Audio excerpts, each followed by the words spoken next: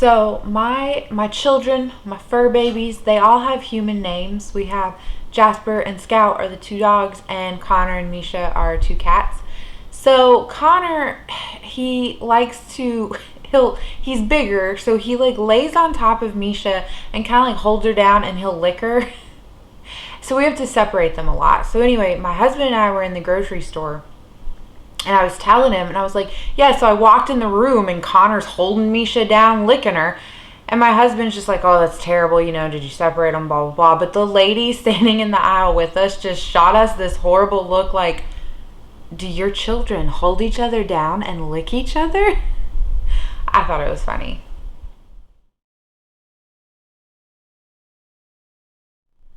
Okay, hey guys, thanks for coming back to check out another video. So it's like 11 o'clock at night and I'm filming, and I have the ring light on to help like hopefully balance out any shadows, and I'm looking at myself in the viewfinder because I think this is the best setting, but let me know what you guys think. So this would be option 1.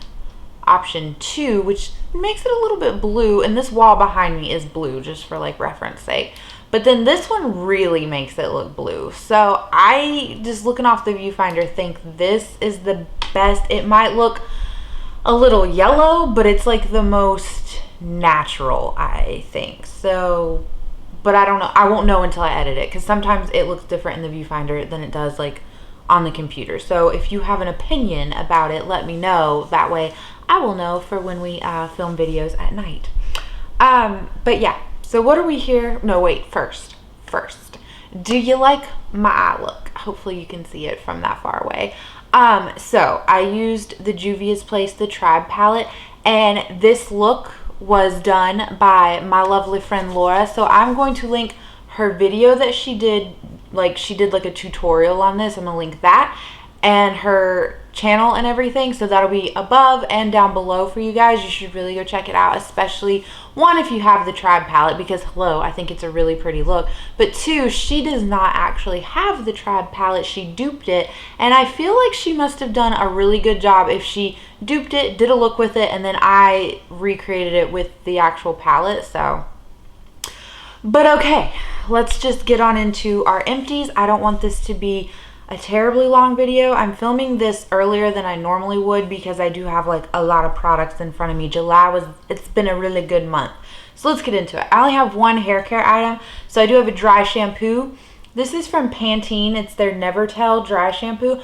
I actually really like this stuff. It says no residue on the label, and I'm always like hesitant because I feel like every dry shampoo leaves like a hint of residue, and my hair is pretty light colored. I mean, it's like coming in this mousy brown, but I still find that, you know, most dry shampoos do leave a residue. This one, however, no, I didn't notice anything. Now, if you have like darker hair than I do or black hair, I'm not sure like how it will work, but good option to have on hand.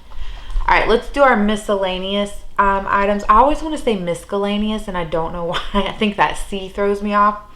I have my e.l.f. Daily Brush Cleaner. This is the old packaging, so if you go to look for this, it comes in like a white bottle now. I really love this stuff. I use this every day to like wipe off my foundation brushes. So all I do is I just spray the brush head with this, and then I just have like a rag with me or like a washcloth, and I'll just like swirl the brush around on the rag, and then it's clean. And it really, the brushes feel really nice and conditioned afterwards. So that will always be a repurchase for me. Speaking of brush cleaners, this is kind of random, but I'm going to count this because I did use it up cleaning my brushes. So this is a soap bar. It's Fels Naphtha. And so this is actually what you can use to make your own laundry detergent. But what I did was I like shaved the bar off with like a potato peeler, and then took some of the shavings, melted it in water, let it congeal and kind of like harden, and made like a brush cleaner. So I actually used up this whole bar of soap cleaning my brushes with this. I still really like the Castile soap. However, this like got all of this staining out. So I think like twice, like if I washed my brushes once a week, so 4 times a month, I think twice I would do it with the Castile soap because I feel like that conditioned them a little bit better, but this got the stains out a lot better. So maybe like alternating weeks with them.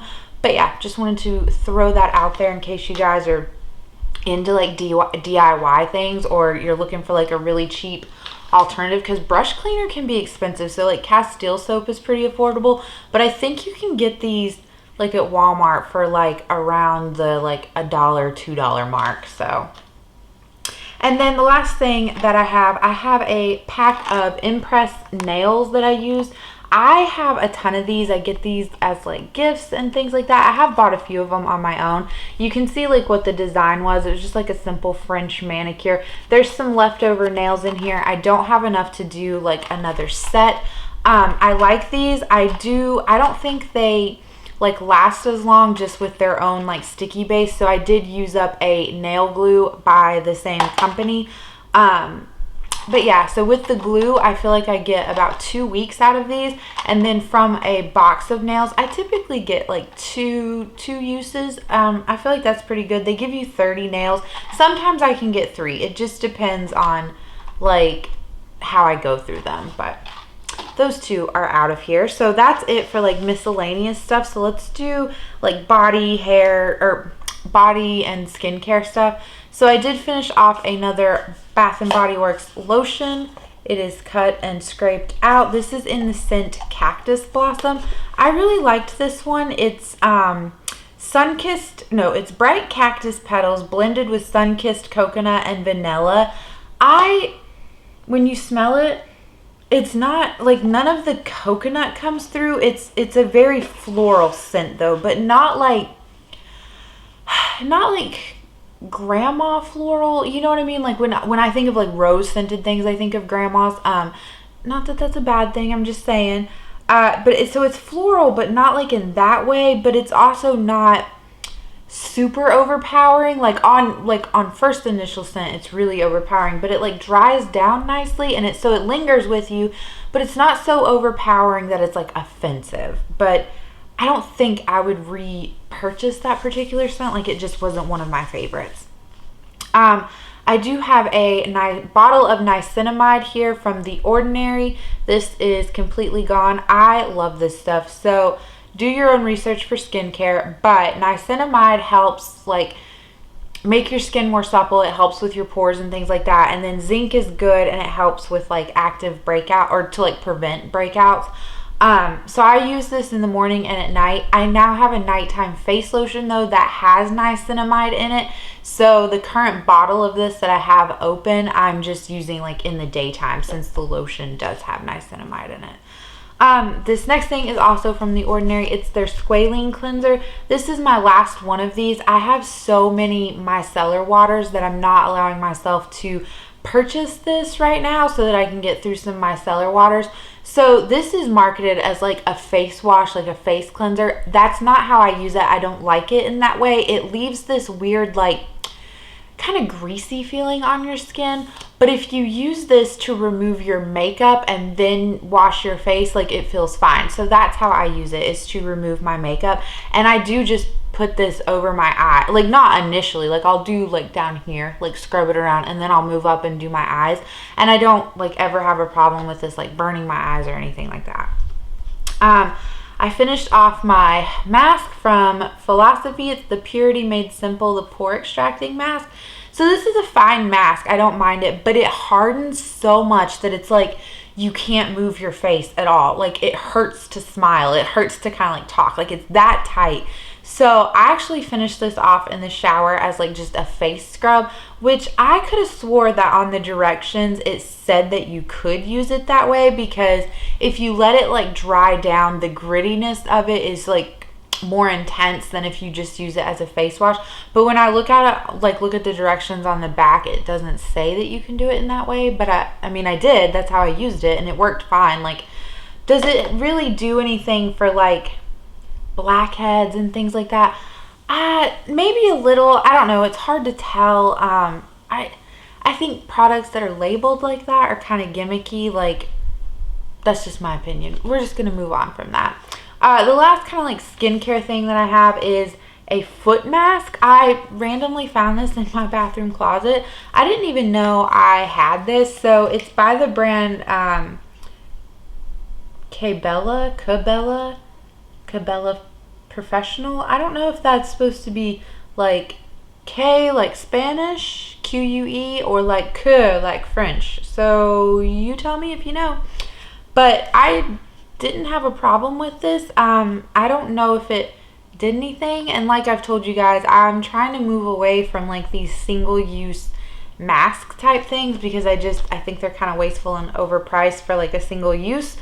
But it's supposed to be like an intense moisturizing mask, and my heels are very like dry and cracked. And I didn't notice like a whole big difference. And I left it on for like a good 30 minutes, and I put like socks on over it so that it wouldn't like get everywhere. But yeah, so glad that I used it up, but can't really tell you if it was like worth it or not. Okay, most exciting stuff as I like move my little pile over to me is makeup. So the first thing, I have 3 sample products. Now generally I don't include sample products, but I'm gonna start, I have like a whole basket full of sample stuff. And if I can get more than one use out of something, then I'm going to start giving myself $1 credit for it, because that's the only way I'm going to use up these sample products. So this first one I'm going to count as just $1 together because it's the same product. I probably got like 2 uses out of this small one and then about 3 or 4 out of this bigger one. But it's the Smashbox, just their regular like primer. What is this even called? Their photo finish primer. I really love this stuff. I just feel like as far as primers go, it does a good job. It's not claiming to be like pore filling or anything. They have like a separate one for that. But I feel like it does give this nice like smooth effect to the skin. Does it make your makeup last any longer? No, but I really like it because of that like smoothing kind of effect. However, I am using the CoverGirl Outlast All Day Matte Primer, and I feel like it does the same thing. So this at like the $30 price point versus the CoverGirl at like around the $12, $13 price point, I'm going to go with the CoverGirl one, but I did use these up. Then I had this sample card of the Becca primers. It's their First Light and their Backlight.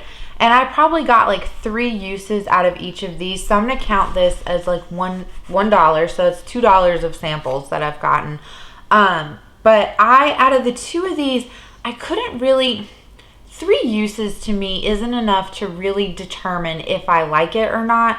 I've used this in the past, so that's how I can speak about this. Like I've had the whole big jumbo size bottle of that. But these Becca primers, like honestly, on like just first having used it 3 times, the First Light priming filter, the purple one, I didn't notice that it did anything. The Backlight priming one, I want to say that it might have given my skin like a little bit of a nice glow, like made it not so dull looking. But these bad boys retail for like $39 a pop, and I didn't get enough out of the samples to decide if I wanted to spend $39 on like the real deal. So glad I had that moved out. This other thing is a deluxe size. It's the Milk Makeup Hydro Grip Primer. This stuff I did not like. It's very sticky, and I don't mean like tacky, like, oh, that's gonna make a good base for your makeup. I mean sticky, like you feel weird, you know? And did it, like I waited on this. I got this sometime at the beginning of the year. So I waited until like end of June, 1st of July to pull this out so that I could like try it when it's like the hottest here and like the humidity, like makeup just falls off your face. My makeup still just fell off my face. And so I really don't think it did anything. Like the time of year that I would want, you know, that stickiness, that kind of tight feeling is right now, and this just didn't make my makeup last any longer, so I don't think it's worth it. And then that feeling was just so uncomfortable too, but I probably got like a good week's worth of use out of this. So okay, I did finish off my NYX Butter Gloss. Look at that. I know it looks like there's still some product in there, but I have scraped and scraped and scraped, and I can't get any more out like on the wand. So I'm calling this quits. Most people, you know, don't even take the stoppers out of lip gloss. So I really think I got my $5 worth. And I'm not like judging you if you don't take the stopper out. If you have these and it gets to the point where you're thinking about taking the stopper out, let me just forewarn you, this is the messiest thing ever to deal with. Like, I don't even know, I have 2 more butter glosses in my collection. I don't know if I'll take the stoppers out of them because this was just, it was a lot. It was a lot, but I'm glad that I have used that up. I think that's my 2nd lip product for the year, and I'm just so proud of myself because I am not a lipstick, lip gloss, lip anything panner, so it's just really nice. And then I also have this concealer from ColourPop. It is the No Filter Concealer, and I believe mine is in the shade Light 10. I didn't like this. This was like drying. Now I have dry under eyes anyway, but this like made them look crepey, and it oxidized, and it was like this horrible yellow color. So I just wasn't a big fan of this. I don't think I would try that. I know they now have their hyaluronic acid concealers. I would try that, but what I'm just so in love with the e.l.f. Hydrating Camo Concealer that I'm kind of like, just use up the other concealers that you have and just stick with the e.l.f. one. Like, it's what you know, it's what you love. So just, that's kind of my thought process there. I do have my little, I'm so proud of this. It's my little Essence eyeliner in the shade 06 Silky Nude. It won't like turn in the sharpener anymore. So this is it. This is done. It's the end of an era. This thing lasted like over 6 months, I'm pretty sure. And I love this peachy color just in my waterline. So this was a repurchase. I have it. I've already repurchased it. Yeah, can't speak highly enough about these. Those Essence liners really, like I said, it's allergy season. My eyes are constantly watering. I can put that on in the morning in my waterline, and it's still in my waterline hours later, even with my eyes watering. So I've only consistently used that shade, the Silky Nude shade. But if you get one of their extreme lasting eyeliners in a different color, I would have to imagine that it would perform in the same way that that one does. Okay, we finished off a bronzer. I'm so proud of this. It's the Essence Sun Club Matte Bronzer. This thing, y'all, is 15 grams of bronzer. They are not playing around. And trust me, if you try to pan something of this size, you're going to get tired of it.